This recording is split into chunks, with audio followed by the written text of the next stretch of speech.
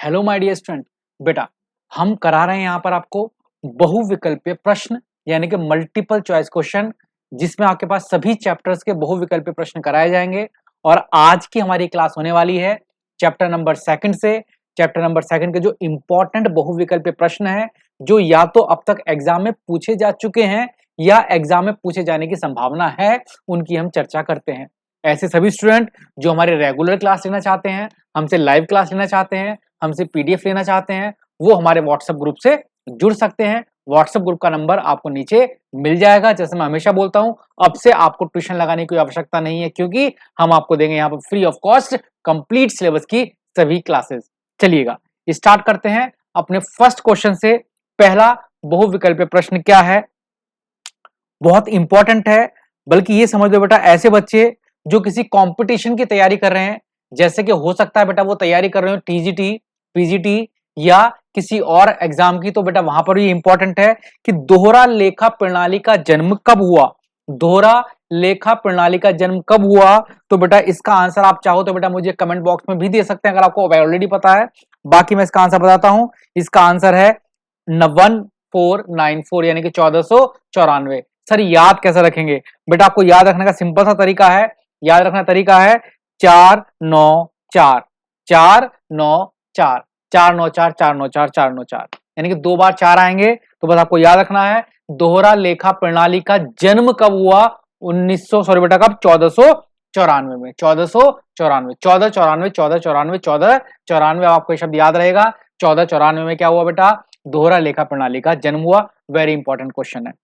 दूसरा, दोहरा लेखा प्रणाली के जन्मदाता किसे कहा जाता है? ये दोहरा लेखा प्रणाली है, इसके जन्मदाता किसे कहा जाता है बेटा? तो दोहरा लेखा प्रणाली के जन्मदाता, जैसे कि आपको पहले से पता है, लूकस पेसियोली। इसे बोलते बेटा हम क्या, दोहरा लेखा प्रणाली के जन्मदाता। वैसे ना अकाउंटिंग के फादर भी कहते हैं बेटा, फादर ऑफ अकाउंटिंग बोलते हैं, father of double entry system भी बोलते हैं। यानी कि दोहरा लेखा प्रणाली के जन्मदाता लूकस पेसियोली, या फिर अकाउंटिंग के जन्मदाता बेटा किसे बोलते हैं, लूकस पेसियोली को बोला जाता है। दो very very important question.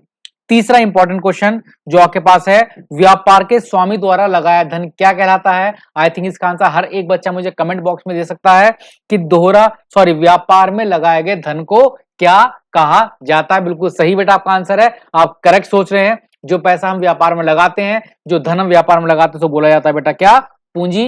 Very good, आप चेक कर सकते हो आपको कितनी नॉलेज है।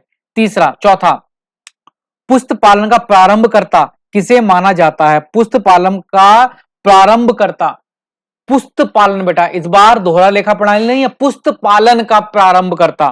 पुस्त पालन के प्रारंभकर्ता को बोला जाता है बेटा बीजी बिक्री। ये बिक्री मैंने यहां पर लगाया है ताकि आपको याद रहे। वैसे से बी करी बोलते हैं बेटा, बी करी, लेकिन ताकि आपको याद रहे बेटा बकरी के नाम से कि बिक्री के नाम से, ठीक है बेटा। बीजी बकरी, बीजी बिक्री, बीजी बिक्री, ऐसे याद रखना। या बीजी बकरी कौन है बेटा, पुस्त पालन के जन्मदाता है। कौन है बेटा, ये पुस्त पालन के जन्मदाता होते हैं बेटा। कौन होते हैं, बीजी बकरी होते हैं। आगे बढ़ते हैं। पुस्त पालन का अर्थ क्या है, हर एक बच्चा जानता है।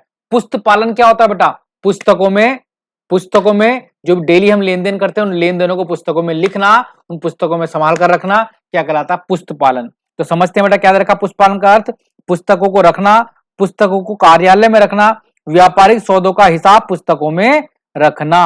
व्यापारिक सौदों का हिसाब पुस्तकों में रखना, यानी कि जितने भी लेन देन होते हैं उन सभी को पुस्तकों में लिखना क्या कहलाता है बेटा, पुस्त पालन कहलाता है। वेरी गुड, बहुत अच्छा पढ़ रहे हैं बेटा आप। व्यापारिक छूट दी जाती है बेटा, दो तरह की छूट होती है, एक व्यापारिक छूट होती है, एक नगद छूट होती है। नगद छूट का मतलब होता है कि जिससे हमने सामान बेचा है, मुझसे कहते हैं भैया अगर मुझे पैसे आज ही दे दोगे या मुझे पैसे जल्दी दे दोगे तो मैं आपको 5% की एक्स्ट्रा छूट दूंगा। तो जल्दी पैसा लेने के लिए, जल्दी से धन लेने के लिए जो छूट दी जाती है उसे हम बोलते हैं बेटा नगद छूट। क्या बोलते हैं उसे, नगद छूट। और ये एक तरह का लॉस होता है। रिपीट करता हूं बेटा, जल्दी से कैश लेने के लिए, जल्दी से रोकड़ लेने के लिए जो छूट दी जाती है उसे बोलते हैं बेटा नगद छूट। और व्यापार में अपनी सेल्स को बढ़ाने के लिए, बिक्री को बढ़ाने के लिए जो छूट दी जाती है उसे बोला जाता है बेटा आपके पास व्यापारिक छूट। याद रखना, बिक्री बढ़ाने के लिए, बिक्री बढ़ाने के लिए जो छूट दी जाएगी उसे क्या बोलेंगे, व्यापारिक छूट, क्या बोलेंगे बेटा उसे? व्यापारिक छूट, जो बिक्री के लिए की गई है ताकि बिक्री बढ़ जाए, और जो नगद लेने के लिए दी गई ताकि जल्दी से कैश मिल जाए, उसे बोलते हैं बेटा नगद छूट। नगद लेने के लिए दी गई छूट को नगद छूट, और बिक्री बढ़ाने के लिए छूट को क्या बोलते हैं बेटा? व्यापारिक छूट। तो दे रखा व्यापारिक छूट दी जाती है बेटा किस लिए? बिक्री के समय पर। और कब दी जाती है बेटा? ये कब दी जाती है? व्यापारिक छूट कब दी जाती है? क्यों दी जाती है? बिक्री बढ़ाने के लिए। और कब दी जाती है बेटा? बिक्री के समय पर। कब दी जाती है बेटा? बिक्री के समय पर। बेचते टाइम हम देते हैं उसे व्यापारिक छूट, और कहते हैं अगर हमसे ज्यादा सामान लोगे तो हम आपको व्यापारिक छूट देंगे, ट्रेड डिस्काउंट देंगे। इनमें से किस छूट का लेखा पुस्तकों में किया जाता है? बेटा याद रखना, व्यापारिक छूट का लेखा पुस्तकों में नहीं करते। व्यापारिक छूट का लेखा पुस्तकों में नहीं करते, इसे लॉस नहीं माना जाता। व्यापारिक छूट को लॉस नहीं मानते हैं, ये हमें ऊपर से प्राप्त होती है। व्यापारिक छूट का लेखा पुस्तकों में नहीं करते, कॉपी में लिख लो, व्यापारिक छूट हमारे लिए लॉस नहीं होता, इसलिए इसे पुस्तकों में नहीं लिखा जाता। नगद छूट का लेखा पुस्तकों में किया जाता है। नगद छूट का लेखा पुस्तकों में किया जाता है, व्यापारिक छूट का लेखा पुस्तकों में नहीं किया जाता। व्यापारियों द्वारा स्वयं की आवश्यकता हेतु निकाला गया धन क्या कहलाता है? दुनिया का बच्चा बच्चा जानता है कि अगर व्यापारी अपने स्वयं के प्रयोग के लिए कोई धन निकाल लेता है तो उस धन को क्या कहते हैं ना, बताओ बेटा? जो धन हम लगाते हैं उसे कहते हैं पूंजी, और जो स्वयं के लिए धन को निकालते हैं उसे बोलते हैं बेटा आहरण। स्वयं के प्रयोग के लिए जो पैसा निकाला जाता है उसे क्या कहते हैं बेटा? आहरण। और इंग्लिश में क्या बोलते हैं बेटा? उसे ड्रॉइंग। क्या बोलते हैं मेरे बच्चे? ड्रॉइंग बोलते हैं उसे। वह व्यक्ति अथवा फर्म जिससे उधार माल खरीदा जाता है कहलाती है। बेटा जिससे हम उधार में माल खरीदते हैं, जिसे हमने उधार में माल बेचा, उधार में माल बेचा है तो हमारा देनदार कहलाएगा, क्योंकि वो आगे चलकर हमें पैसा देगा।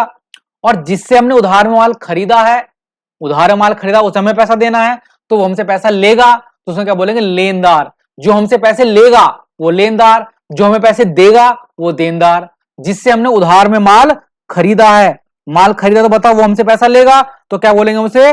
लेनदार। क्या बोलेंगे बेटा? लेनदार। जिससे उधार में माल खरीदते हैं, लेनदार। और इंग्लिश में उसे बोला जाता है बेटा क्रेडिटर। क्या बोलते हैं बेटा उसे? क्रेडिटर। उसके अलावा व्यक्ति अथवा फर्म जिससे उधार में माल बेचा जाता है, जिसे हम उधार में माल बेचते हैं, उधार माल बेचेंगे तो हमें पैसा मिलेगा या वो हमें पैसा देगा, देने वाले को क्या बोलेंगे? देनदार। इसे बोलते हैं इंग्लिश में डेटर। डेटर, देनदार, डेटर, ये हमारी क्या होती है बेटा? संपत्ति, एसेट्स होती है, हमारी संपत्ति होती है बेटा। आगे, वह व्यक्ति जिस पर उधार संपत्ति से ज्यादा जिस पर उधार उसकी संपत्ति से ज्यादा होते हैं कहलाता है। वह व्यक्ति जिस पर उधार ज्यादा है उसकी संपत्ति से, उधार उसकी संपत्ति से भी ज्यादा है, उधार उसकी संपत्ति से ज्यादा है, उधार ज्यादा है संपत्तियां कम है, उस हम क्या बोलते हैं बेटा? कि अगर आप पर उधार ज्यादा हो जाए और आप पर संपत्तियां कम रह जाएं तो भैया आप हो जाओगे दिवालिया। अगर आप पर उधार हो जाए 5 करोड़ का और संपत्ति केवल 2 करोड़ रुपए की, अगर आपकी संपत्ति से ज्यादा आप पर उधार हो जाए तो आपको बोला जाएगा कि भैया आप दिवालिया हो गए। दिवालिया को इंग्लिश में क्या बोलते हैं बेटा? इनसॉल्वेंट। क्या बोलते हैं बेटा उसे? इंसॉल्वेंट। अगला, व्यापारिक छूट का उद्देश्य क्या होता है बेटा? अभी बताया था, नगद छूट का उद्देश्य है ताकि हमें नगद जल्दी से मिल जाए। व्यापारिक छूट का उद्देश्य है ताकि बिक्री में क्या हो जाए बेटा? वृद्धि हो जाए। व्यापारिक छूट बिक्री में वृद्धि के लिए दी जाती है और नगद छूट जल्दी से नगद प्राप्त करने के लिए दी जाती है।